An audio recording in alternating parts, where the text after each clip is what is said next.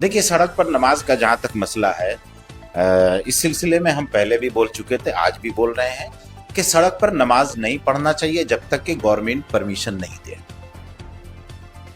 एक चीज। दूसरी चीज ये है कि ये कानून सबके लिए होना चाहिए, सिर्फ नमाजी के लिए नहीं होना चाहिए।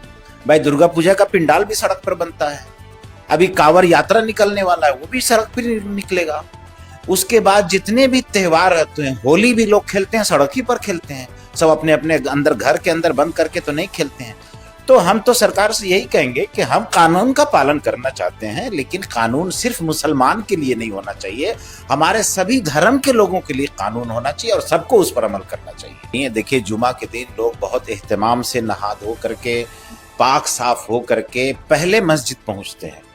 मस्जिद पहुंच करके जब मस्जिद भर जाती है, अंदर जगह नहीं होता है, तब मजबूरी में लोग जो है बाहर में नमाज पढ़ने लगते हैं। कोई शौक नहीं है किसी को बाहर में नमाज पढ़ने का। এই ভিডিওতে প্রকাশিত সমস্ত সংবাদ এবং তথ্য বিভিন্ন সূত্রের উপর ভিত্তি করে পরিবেশন করা হয়েছে। আমাদের লক্ষ্য বস্তুনিষ্ঠ সংবাদ প্রচার করা। কোনো ঘটনার দ্বারা কাউকে ব্যক্তিগতভাবে আঘাত করা আমাদের উদ্দেশ্য নয়।